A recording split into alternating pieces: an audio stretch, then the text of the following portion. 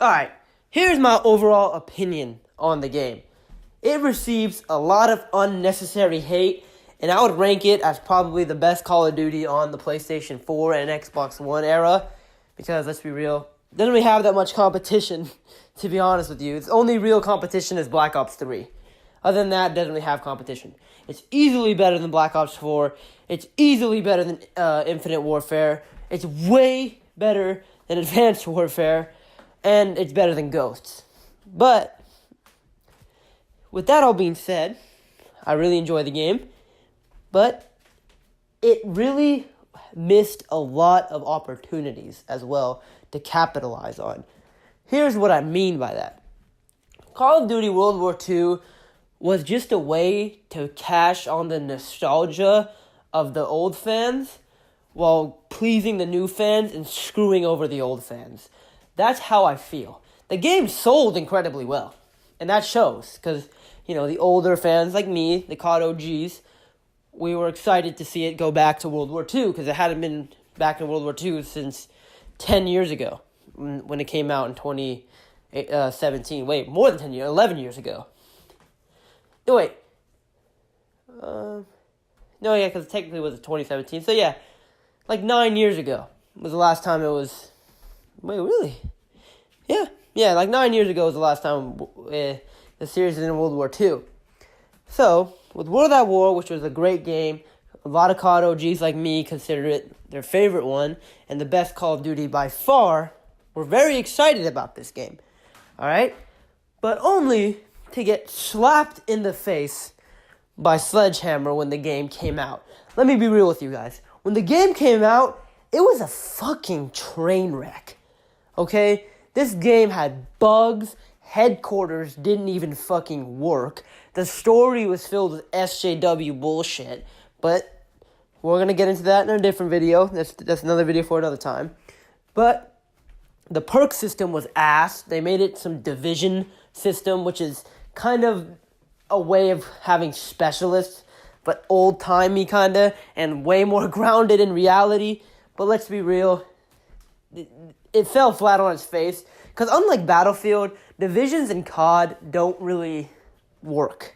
Because in Battlefield, they work, because everybody has a select role in the army, and Battlefield is more set on team play and a larger scale warfare, alright? And they added the war mode, which was fucking a flop, and I thought it was a huge amount of wasted potential and them really just trying to make money from Battlefield 1 and its operation game mode, and they were just trying to make money off of that. But besides that, the maps were terrible. That is the main problem. No maps and lack of content is what made people hate this game. Okay, and this is the problem. They only had like 8 maps or something at launch, and all of the maps were the same thing. They were all pretty small to medium size. The only large map was Gustav Cannon, and that map sucks. I'm sorry. That map is really not good, because once you get control of the Gustav Cannon, you control the whole game. And then people hated that aspect of it, but some people really like that map, like the Act Man likes that map. He cites that in his video, but I'm indifferent about that map. I can live without it, and I don't really hate it, But other than that, all the maps are 3-lane garbage. That's all the maps. And the customization at that point was terrible, okay? You had 4 divisions: Mountain, Armored, Infantry, and Airborne, okay? Infantry, you had basically more ammo and a bayonet. And Airborne, you had a suppressor, and you could run around and like super fast. And Armored, you had a bipod, and I think you took less explosive damage. And Mountain, you had Ghost on, and you could hold your breath for longer or some shit. But basically, they intertwined a lot of Call of Duty perks into this division system, and it just became a huge fucking Frankenstein's monster of bullshit. Them removing perks and the Pick 10 system, which I actually like. I don't like the Pick 10 system. I think there's too many options, and it just can get a little bit hectic. I like it, and I don't like it at the same time. I don't like it in Black Ops 4, because it's done very poorly. But I do like it in Black Ops 2 and Black Ops 3, where it's done really nicely.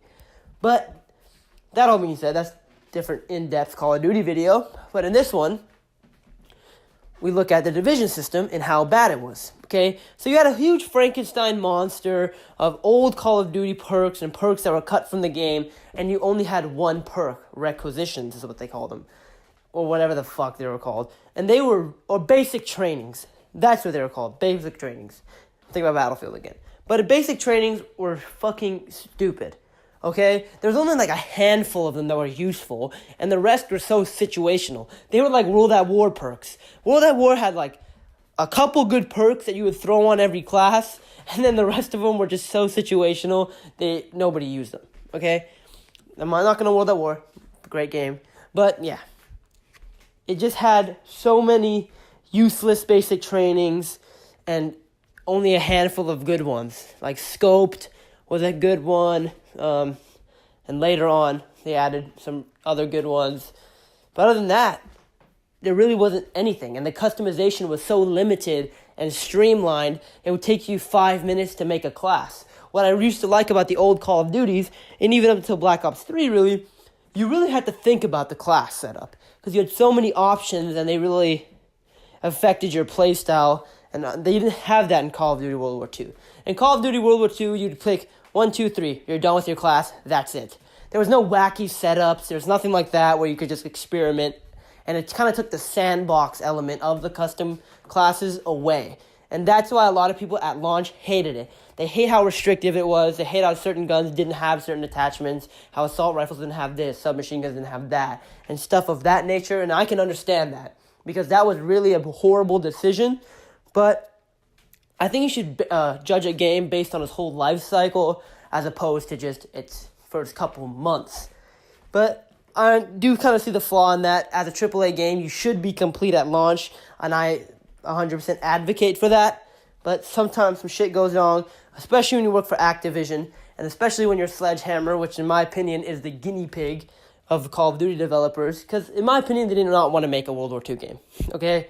You could see when most of the guys left and they kind of did what they wanted to do, it became way less serious and way more wacky, and they added all this crazy shit in the game, like watermelon camo and stuff like that, you could tell they wanted to make an Advanced Warfare game. Right when all that stuff came out, I was like, yeah, they want an Advanced Warfare game. They want a goofy, lighthearted Call of Duty. They don't want to make a serious Call of Duty.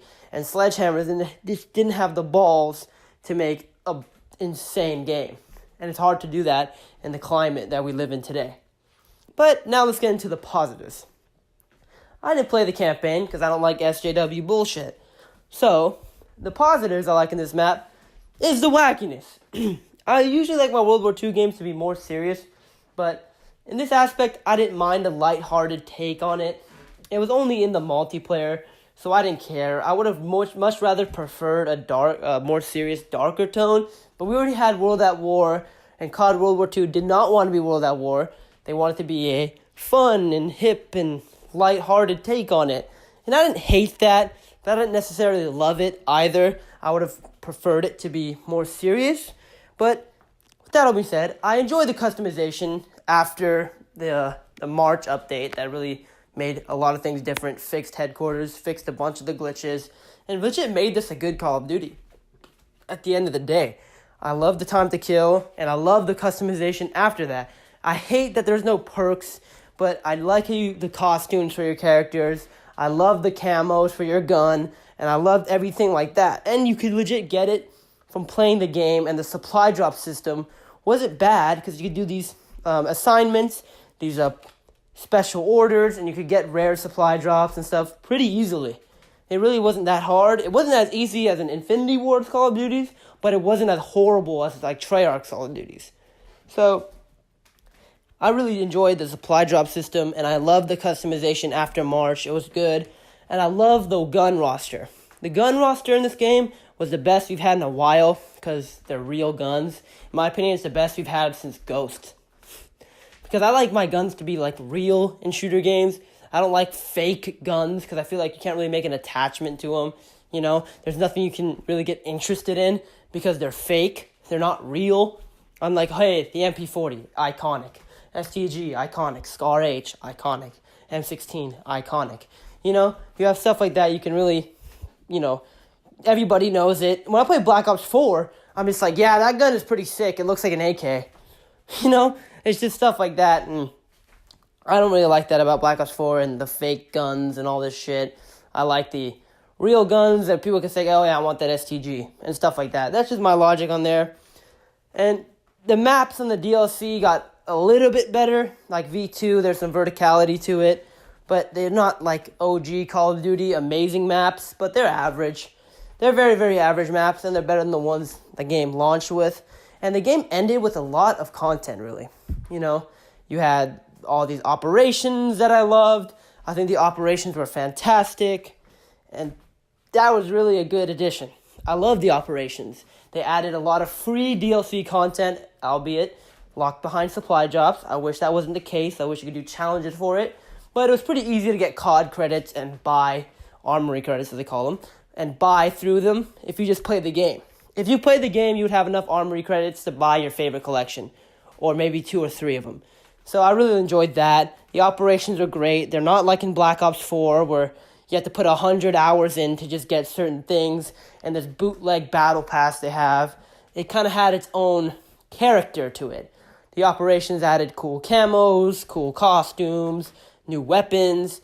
I wish they weren't locked behind supply drops, but the new weapons are all like fun. They all feel different. In the beginning, with I think it was Michael Condrey who was there, they kind of felt like reskins of weapons, but after he left, after March, they legit felt like all new weapons.